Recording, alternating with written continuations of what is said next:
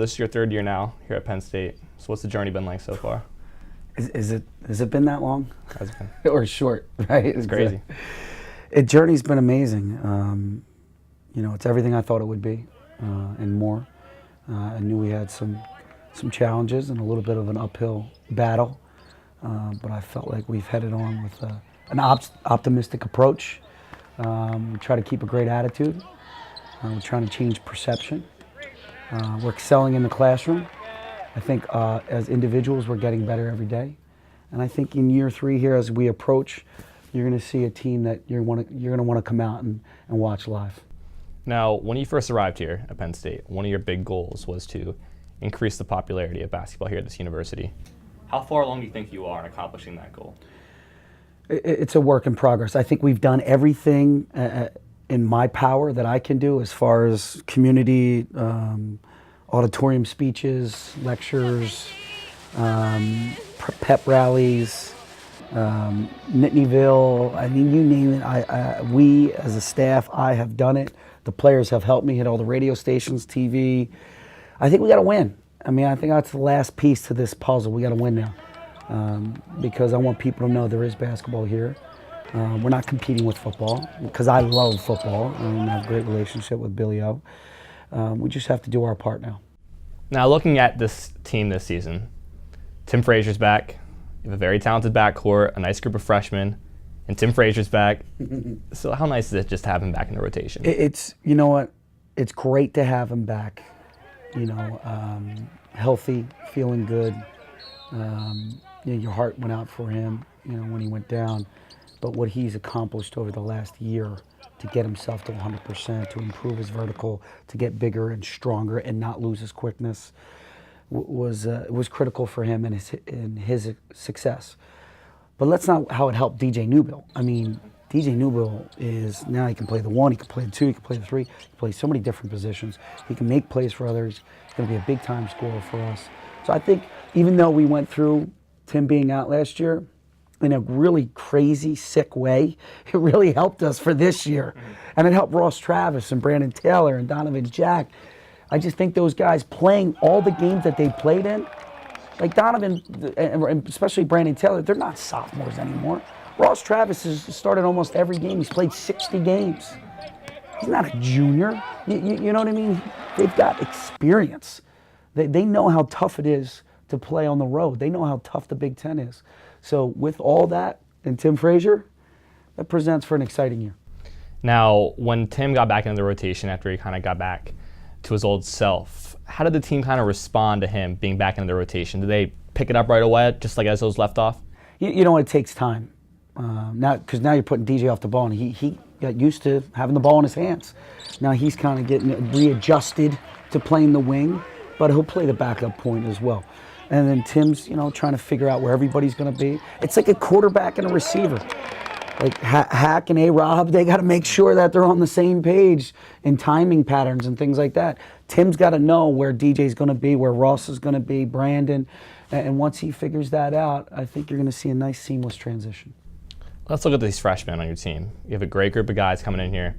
What have they shown you so far? They're competitors. The last couple of practices have been just battles, flat-out battles. That's the only way I could say it. I mean, guys getting on each other, guys pushing each other, arguments, just a high level of healthy competition. Gino, being from the state of Pennsylvania, from Pittsburgh, brings a lot of toughness. Graham brings you that. Joe Crispin. Julian brings you that length and athleticism. Peyton brings you a high level of skill.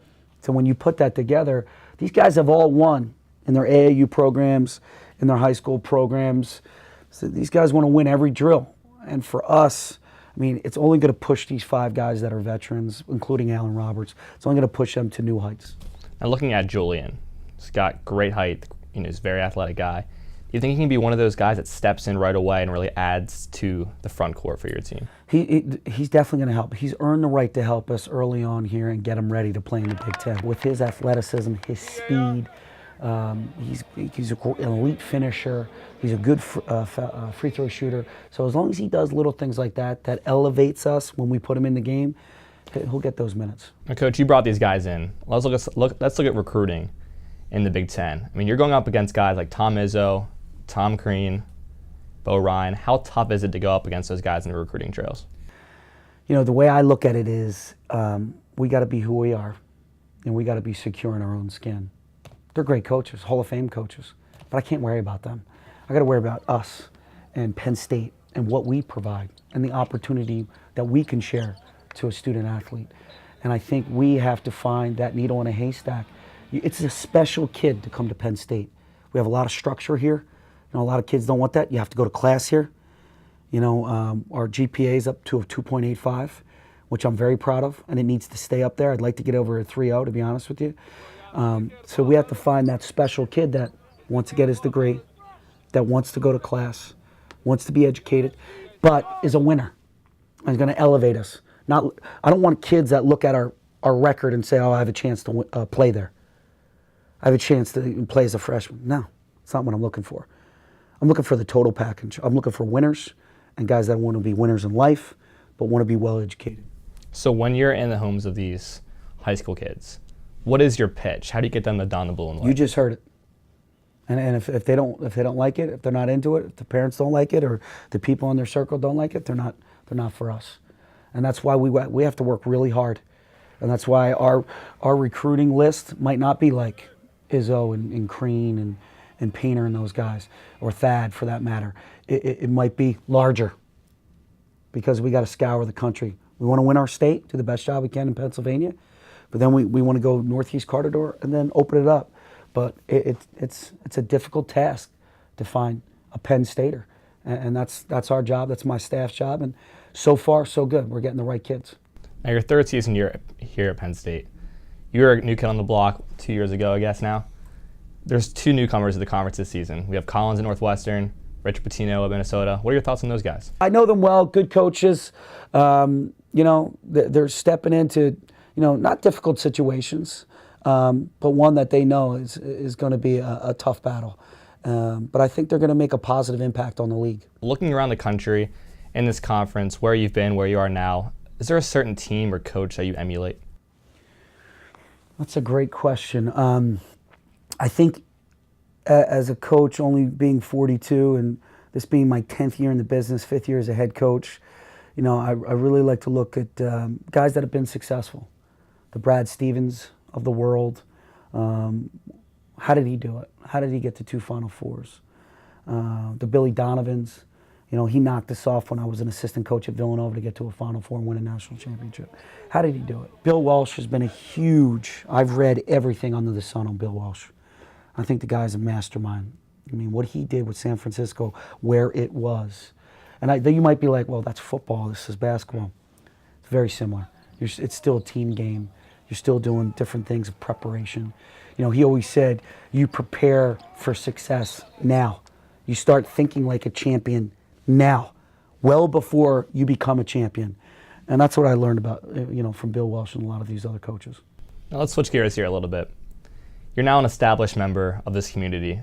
What do you like best about living here in State College? Oh, man, it's the people, hands down. You work with amazing people who genuinely care about you. My wife loves it here. My kids love it here. They're just very generous, very kind. And that's what you like. They're here to support you and try to help you out in any way that you can. And it's Penn State. Come on, we're one of the best universities in the world. 600,000 living alums. Look at this facility that I'm in. Look at where we are. Look what we have. We're in the Big Ten Conference. There's so many positives on why this is a special place. But what I always say is the buildings are great, right? They're always going to be here. It's the people that you get to work with every day that really, push you and drive you. Now, State College is your community now, but of course you have Philly roots. So what did you learn in Philadelphia that has helped you here at State College? Well, I learned a lot from just Jay Wright in general. He's a Philly guy as well. How to run a program, how to stay connected to your community, outreach, awareness. Remembering where you came from, I think, is important too. As coaches, we get put on a pedestal and people treat us differently. And we got to remain humble and hungry. We got to remember, you're a human being too and treat everybody. The golden rule, Treat everybody how you want to be treated, and I like to think we do that. And Philly's taught me a great thing about work ethic as well, and trying to just trying to do the little things that make a big impact in the community, in the program for the university. Looking at your tenure here at Penn State, some say that due to the history and the tradition of other schools constantly winning this conference, you say like a school like Penn State, it's nearly impossible to win the Big Ten. What are your thoughts on that? I say they're completely wrong. I wouldn't have taken this job if I didn't think there was a chance or an opportunity. I didn't come here to finish, 6, 7, or 8 in the league. I came here to win championships. I'm used to winning championships. I didn't take this job to make good money and just to keep us afloat. I took this job to be a contender and to go to the NCAA tournament and to bring us back to a Final Four, which we haven't done since 60 years. Matter of fact, that's the 60-year anniversary coming up this January. You mentioned getting back to a Final Four here at Penn State. And when you arrived here, you had a vision, you had a goal of what you thought Penn State basketball could be. How long do you think it'll take until that vision becomes a reality?